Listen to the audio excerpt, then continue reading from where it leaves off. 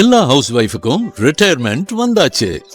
S, Stepstone ஆலம், Western Ghats, Pollachi near Kovai. 20+ luxurious amenities, lowest maintenance cost, ₹37 lakh. தங்க நகைகள் சோவரனுக்கு 3000 தள்ளுபடி, வைர நகைகளுக்கு 10,000 தள்ளுபடி, மேலும் பல சலுகைகளுடன் அக்ஷய சூப்பர் தங்க திருவிழா. Saravana store super jewellery, Chennai, Madurai, Coimbatore. ஓடி விளையாடு, ஓய்ந்திருக்கலாகாது. அதுக்கு தான் சூப்பர் சரவணா ஸ்டோர்ஸ்ல சம்மருக்கு ஆடைகள் வாங்கும் போது அவுட்டோர் கேம்ஸ் ஃப்ரீ. ஓடு ஆடு விளையாடு.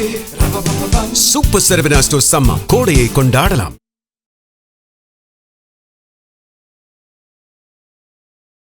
வரப்போகுது, பக்கத்தில் வந்துடும், நமக்கு யோகம் வரும், நல்ல நேரம் வரும், பணம் வரும், தனம் வரும், செல்வம் பெருகும் அப்படிங்கிற ஆனந்தமாக இருக்கலாம்.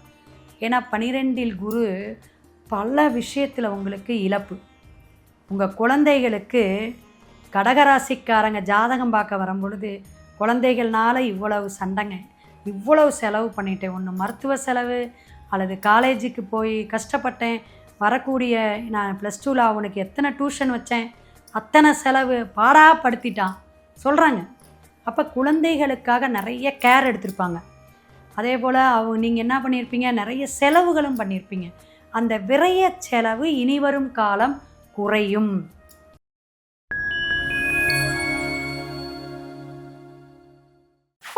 நேயர்களுக்கு வணக்கம். இன்னைக்கு நம்ம கூட சிவவாக்கு ஜோதிடர் கிருஷ்ணவேணி மேம் இணைஞ்சிருக்காங்க. வணக்கம் மேம். வணக்கம், நமஸ்காரம். ஓகே மேம், இந்த மே மாதத்துடைய மேஷம்ல இருந்து மீனம் வரை ராசிக்கு பலன்கள் எப்படி அமைஞ்சிருக்குன்னு பார்க்க போறோம் மேம். ஒரு ராசியா பார்த்துடலாம், கூடவே பரிகாரத்தையும் சேர்த்து சொன்னா ரொம்பவே நல்லா இருக்கும் மேம். சிறப்புமா, வாழ்க வளமுடன். ஓம் பூச்சியாய ராகவேந்திராய சத்திய தர்ம ரதாயச வஜத்தாம் கல்ப விருஷாய நமதாம் காமதேனுவே.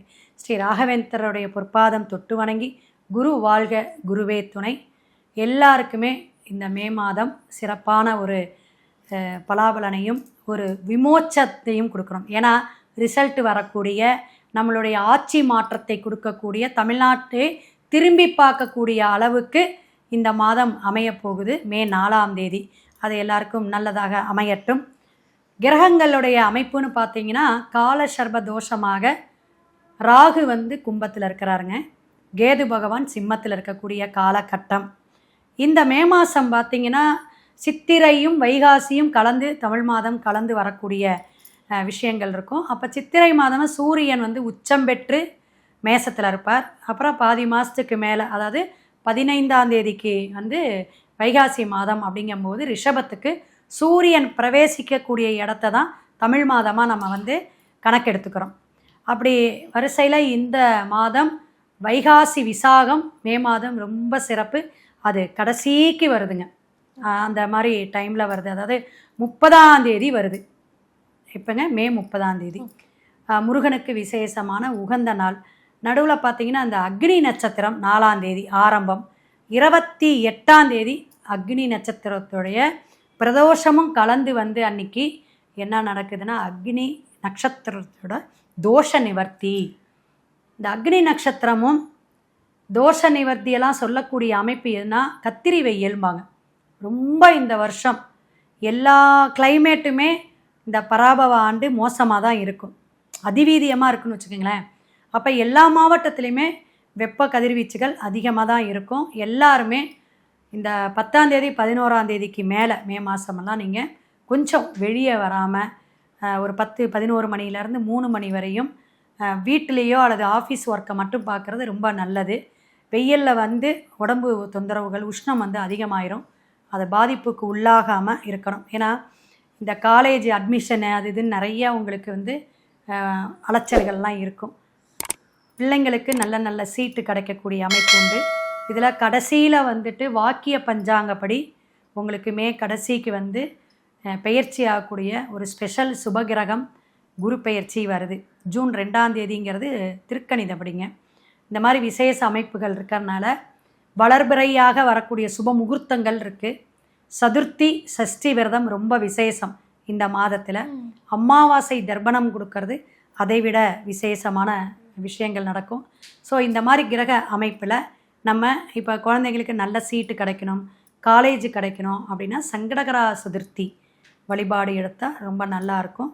இனி நம்ம வந்து மேசம் முதல் மீனம் வரை ஒவ்வொரு ராசிக்காரர்களுக்கும் இந்த ஆங்கில மாதம் மே மாதம் என்ன சிறப்பு பலன் அப்படிங்கிறத பார்ப்போம். வீடியோக்குள்ளே போவோம். அடுத்ததாக கடக ராசிக்காரர்களுக்கு இந்த மே மாதம் பலன் எப்படி அமைஞ்சிருக்கு?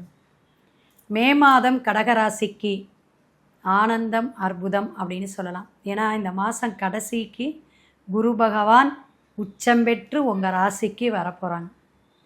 எப்பயுமே அடுத்தவங்களுக்கு ஏன் செஞ்சோம், ஏன் நம்ம மன உளைச்சலுக்கு ஆளானோம், நம்மளுடைய மனசு ஏன் இப்படி இலகுன மனசாக இருக்குது, இப்படி தன்னைத்தானே இந்த வடிவேல் இப்படி வச்சு கேட்டுக்குவார்.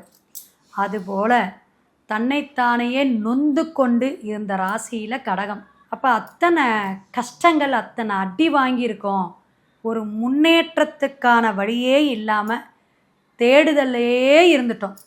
இத்தனை வருஷம் கிட்டத்தட்ட இவங்களுக்கெல்லாம் 4 ஆண்டுகள் சொல்லலாமா, அப்படியெல்லாம் இருந்தோம். அது இல்லாமல் 2ஆம் இடத்துலையே கேது இருந்துச்சு, இன்னமும் இருக்குது. டிசம்பர் தான் பெயர்ச்சி.